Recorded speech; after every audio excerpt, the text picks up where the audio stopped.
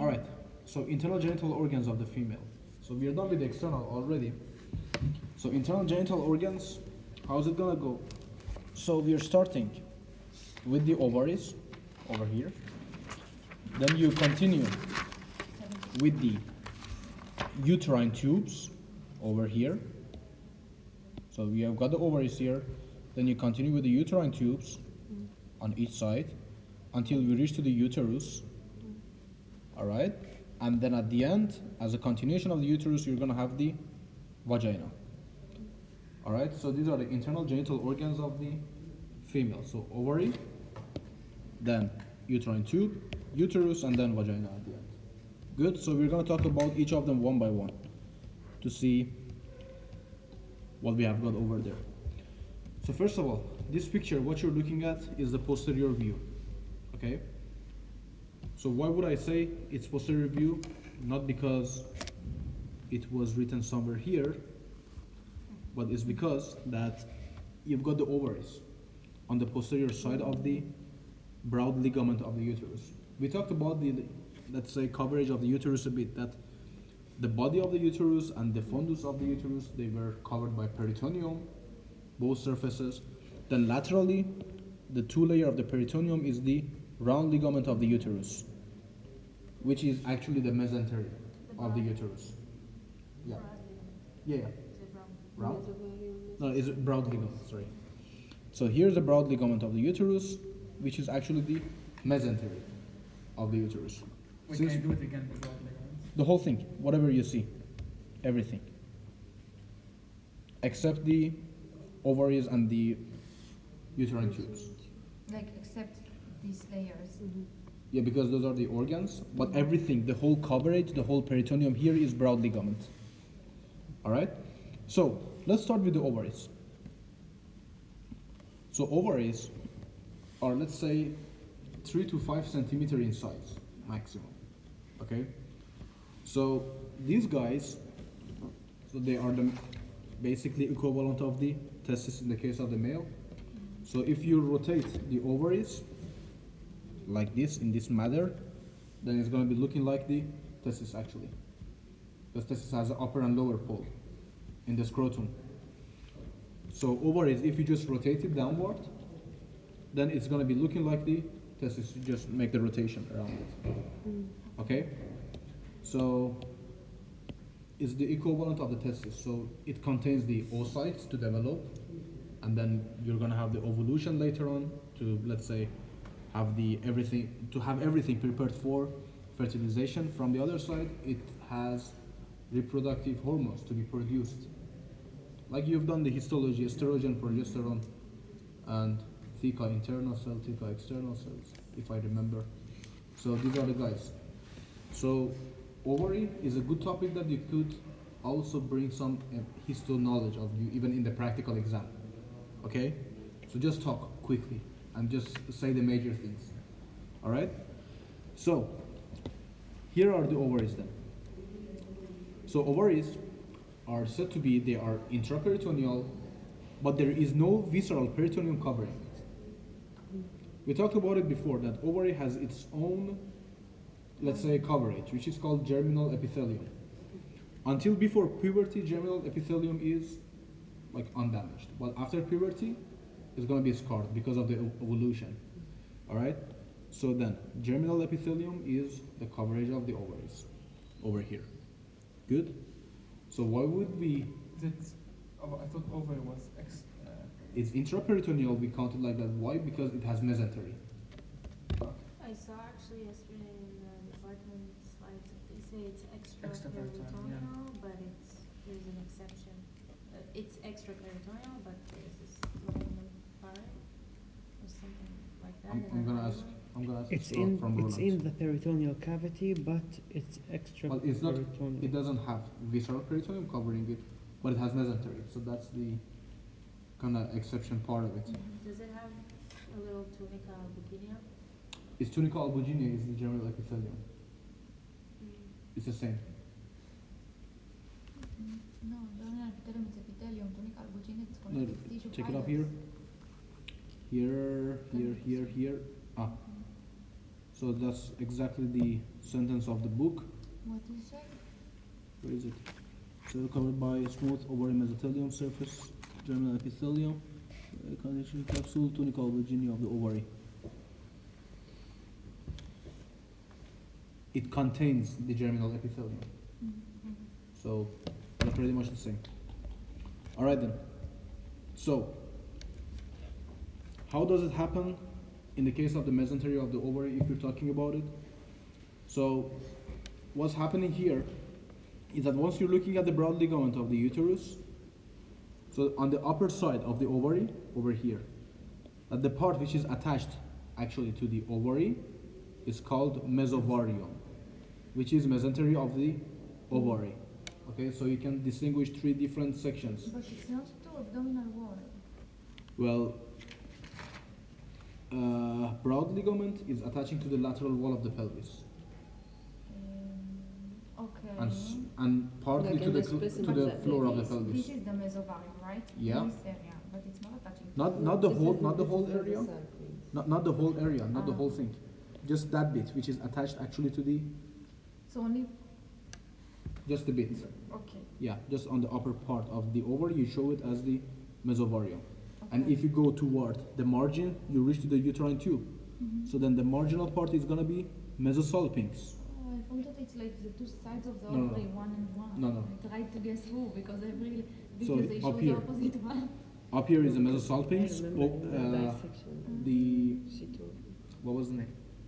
She- Hmm? No, the mesentery of the uterine tube is mesosalpinx up here at the upper margin.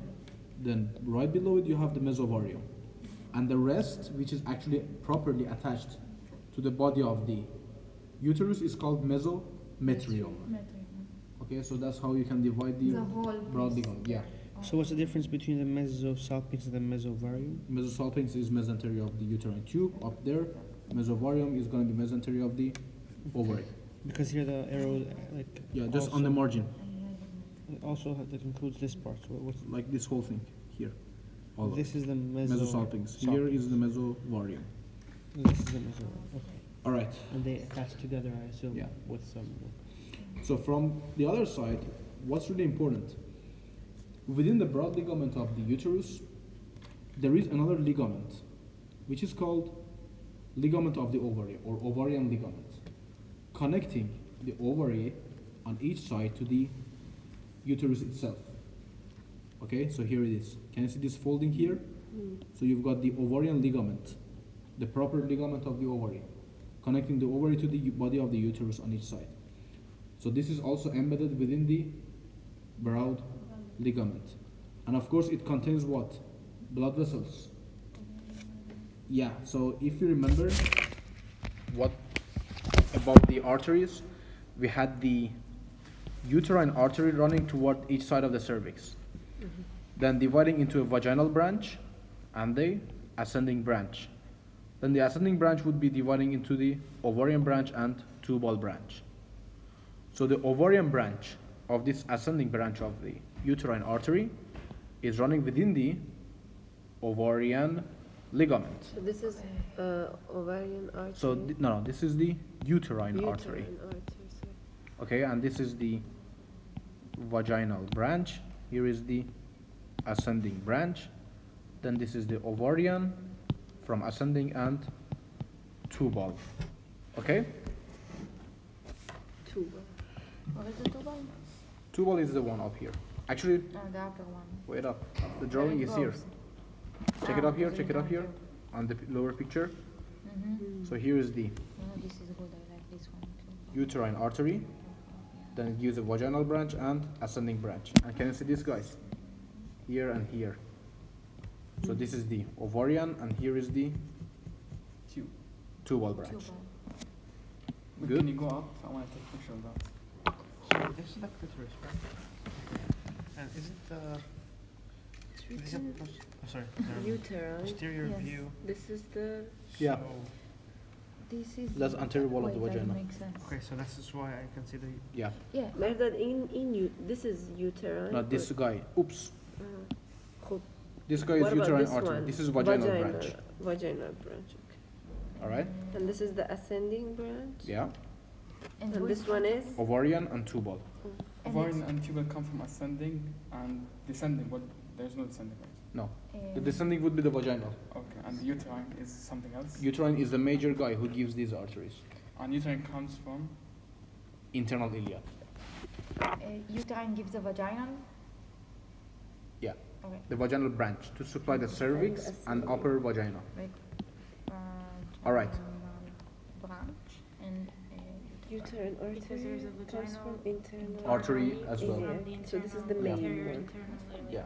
Or from What? uterine Yes, artery. from the- Internal That's a That's vaginal right. We branch. just No, no. decided. The vaginal artery itself, it can come also from internal Oh, yeah, ilia. It's like a variation. it's Yeah. the So, what else? testicular and the genital part. Check it up here. Still, we are not done with the ovaries. See here. Ovarian not should come from the aorta, like testicular ovarian. Yes, there is Yeah, that's the testicular. That's the next thing I want to tell you. Mm. So the thing is, check it up here. Or humanized. I always know what you want to ask. So the next thing is basically once the broad ligament of the uterus is attaching to the lateral wall of the pelvis, somewhere there, okay? So it would be forming the suspensory ligament of the ovary. That's the second ligament of the ovary. So suspensory ligament of the ovary, it's actually part of the broad ligament or embedded within the broad ligament to fix the ovary properly. And the thing is that the suspensory ligament of the ovary, which is more on the lateral sides, so it would contain the ovarian artery which comes from the abdominal aorta.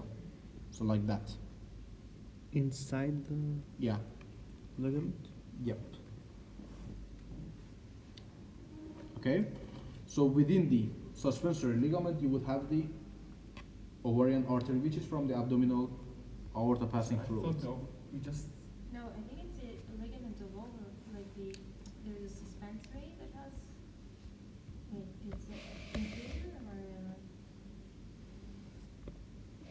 or? You just said ovarian artery comes from the ascending. No, that's another. That's the one from Oh, yeah, abdominal we have two aorta. ovarian arteries. Yeah. So ovarian arteries, they enter the suspensory ligaments, approaching the lateral aspect of the ovaries and uterine tubes. Yeah, and So the suspensory ligament here, it would contain the ovarian arteries coming from abdominal aorta. Because you're from the side of the body. So the ovarian arteries are running downward toward the pelvis from the aorta. In the same manner like the testicular arteries, then they will reach the suspensory ligament. So they would run toward the ovaries.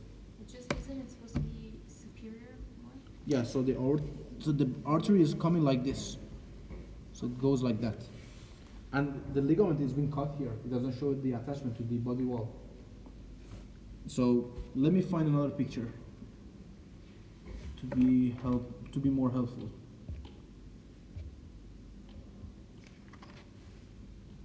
Aha.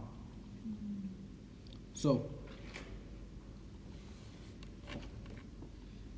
here is the ovary, right? Sorry, uterus, broad ligament. Okay, and then this is gonna be the ovarian ligament back there. This is anterior view, and then up there, what you're gonna have? Suspensory ligament would be that part. Yeah, it's So you have the artery.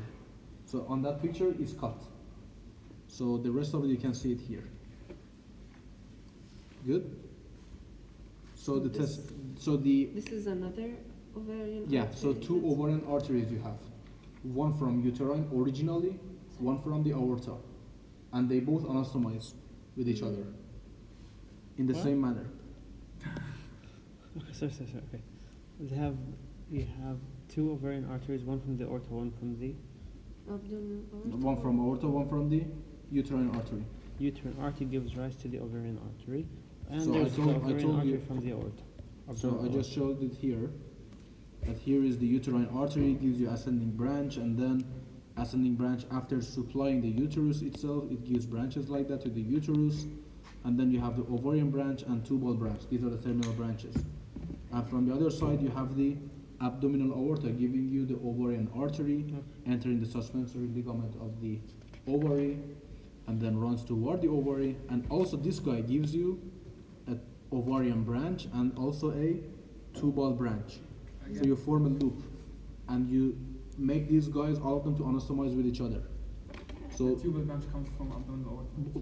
from both. So ovarian artery from abdominal aorta gives you tubal branch and ovarian branch. Also, this ascending branch on the other side, it gave you tubal branch and ovarian branch. So they both anastomize with each other to form a proper blood supply. Good? Venous drainage. Around the ovary, there is a venous plexus called Pompiniform plexus. Also here? Also here. Yeah. It's the same as testis. So you've got Pompiniform plexus. Pompiniform? Yeah. So it's same in the testis and ovary, because as I said, they're equivalent of each other. Later on in the testis, we're going to learn about Pompiniform plexus. The Pompiniform plexus of the veins, which are around the ovaries, they form a single ovarian vein. And this ovarian vein, you know how it drains into the inferior vena cava from before. Like it's abdomen material. It has right and How left. it drains in front of the cover. So right ovarian vein, same as right testicular vein, drains directly okay. into the inferior vena cava. On the left side, you drain into the Into the left vein. renal vein. Then you will go into the inferior vena Ah, cava. so we don't have. It's gonadal, ovarian, or Your testicular? gonadal is same, Ovarian. ovarian or testicular. The right gonadal- In Pompiniform going to the. They are the ones to That's the form. ovarian vein? They are the ones to form ovarian vein. Okay. I thought you said that Pompiniform go to the inferior vena cava. No, no, Okay. Pompini. Pompiniform plexus forms the basically it's the one to form the ovarian vein. Also in the main, Pompiniform plexus forms the testicular vein. An ovarian vein, another arrow, it drains into inferior vena cava on the right side. Yeah, resztę. On the left side, it drains into renal vein. Where's the pompiniform plexus? There's just a vein plexus around this area here Okay. to drain. They drain The good thing Oh, is dra- that drain they the whole are the thing. same, just the name change. And then they This- go, this is good. how do they exit Same way for the suspensory? with the ovarian artery. So the ovarian vein is running with the ovarian artery, so they are passing through the suspensory ligament. And the plexus will be like Around, inside the. yeah, inside the, podium. yeah, So we can't see it. No. And nothing. you won't see it. Amazing. Good? Any question? So that's pretty much about the ovaries. Now, next guy is the uterine tube. So uterine tubes, I'm gonna clear out everything here.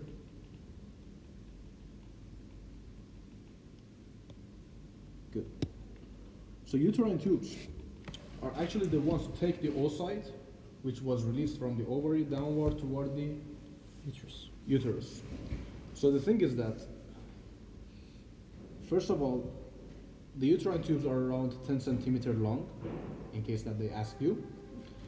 And the thing is that you can divide it into 4 parts. So there is the lateral part, which is closer to the ovaries. It's called infundibulum of the uterine tube. Infundibulum of the uterine tube contains the abdominal ostium, means the abdominal opening, 70.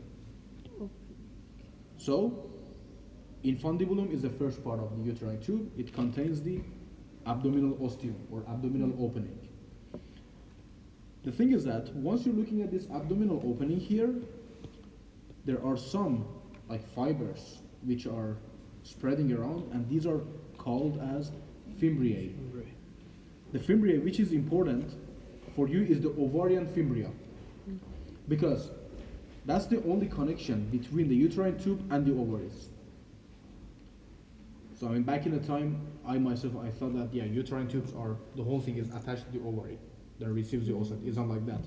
So uterine tubes are open into the abdominal cavity, but you've got the ovarian fimbria, which receives the oocyte, which is released toward the uterine tube. Okay. So does it consider the uterine Yes, except the ostium, Enough. which is opened into the Yeah. out of the peritoneal cavity. Inom fakta. Hmm? Inom fakta. So you have the fimbriae as the whole thing, but Mm. ovarian fimbria is the connecting guy to the ovaries. Okay. So then, this was the first part of the uterine tube. So then the first part, as I said, is infundibulum.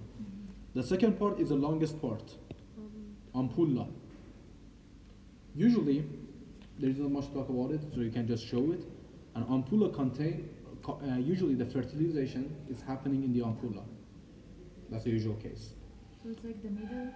Yeah, the major part. We have a question about the fimbriae. So ovarian fimbriae attaches to the ovary, Yeah, and that's it. that's it. No, Then- but like when you want to show it, because not visible, to point at the middle point of the Form to the fimbriae. major parts of it. Then, if you're getting closer to the, let's say, uterus itself, like 3 centimeter away from the uterus, Isthmus. you have the isthmus, Okay. which is a thick wall part of the uterine tube.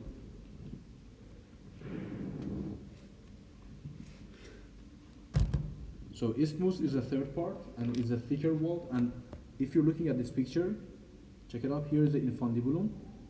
There you have the ampulla, the major part. Then here you're gonna have the isthmus. So the lumen becomes narrower, and the walls are gonna be thicker than the ampulla. That's pretty much. And the fourth part is called uterine part. It's basically the intramural part of the uterine tube. What do I mean by that? Uterine part. So it's the last part where the uterine tube enters the uterus. So it's passing through the wall of the uterus. So there you're gonna have uterotubal junction. The name is on it. No, what's the meaning of intramural? Because also in the urinary bladder, the Intramural- part of the urethra that inside the intramural. So mural is something related to the wall. Okay, so inside the wall. Yeah, intra within the wall. Let's say intramural pressure you learned in physio, Cushing reflex. Ah, yes. There was something like this. Yeah. So extramural and intramural pressures, if that one is raising, so it causes Cushing reflex to go on. Long time. Yeah. Don't remember. We have any here also physics. Cushing reflex, right? Something. That's the one. Yeah. It's the same one. Yeah, Cushing reflex. So that's pretty much about it. So check it out. Then uterine tubes from both sides, they are opened. So here you've got the abdominal ostium at the first part, and the last part you have the uterine ostium, the opening of the, or openings toward the uterus itself, toward the uterine cavity. Any question about it? Uterine ostium. Yeah, so this opening here. This opening here. Ostium means opening. Yeah. That's it. Uterine tube is really easy. You already know about the blood supply because we covered it right now. Just with the others. So it's a nice topic. Then, That's the orthosis or something. so there are two things. Go for it. I will show you another picture.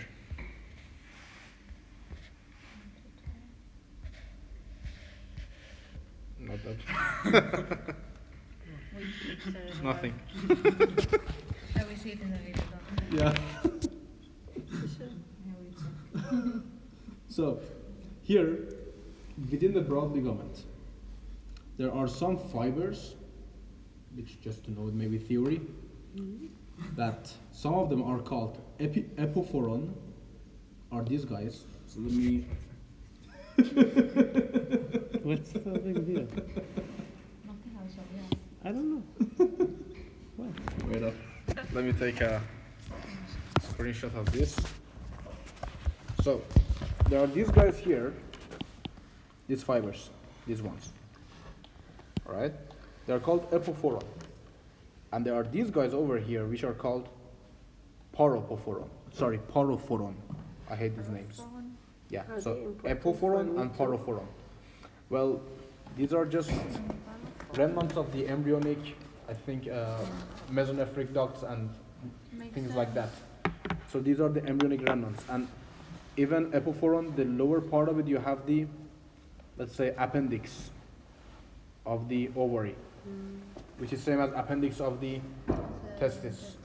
So I would say it could be something related to remnant of the Mullerian duct. No, in male, it's the Nephric? nephric duct. Or Mullerian duct, yeah. But So- in female, the Mullerian duct gives is you regressed, everything, yeah. So like, no, Or no, I it don't gives know. you everything, like. All right the then. Mullerian one. So it should be something related to that. Like it goes back to the embryo, basically. I didn't So read that just- one yet. Search in the Google, like there is just a sentence written about it, but I really haven't seen that they ask such a thing. Epophoron. And dentist. parlophone, definitely not from you. All right. They can forget about it for me too. It's too much. Like, I really haven't seen that anyone asks about this, or it should be a failing question or something. All right. So here it is. Here is the epophoron at this side, this guy here, and here is the, let's say, vesicular appendix, which is something related to it as a continuation. It's related to the ovary. So it's just an embryonic remnant, and it's within the broad ligament, so no way to for them to at least to dissect it and like ask you about it. All right, next guy is uterus. Uterus, it has two major parts. So the superior 2/3 of the uterus is the body of the uterus. The inferior 1/3 is gonna be the cervix over here. How would you differentiate between the body and the cervix? So once you're looking at the body, can you see there is such a constriction? Let me just get it close to myself here. So if this is the body, then there is a kind of angle, and there is such a constriction over the body like that. So this part is called isthmus of the uterus. So isthmus is an end point of the body, which is showing you the connection between the body and the cervix. So it's like 1 centimeter long, no more. All right.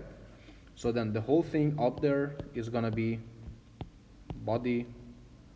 Then here is the isthmus. Then here is the cervix, the lower part. Okay. It's gonna have So enough. how do I differentiate between the body of the uterus and the cervix of the So uterus? first of all, By touching. cervix is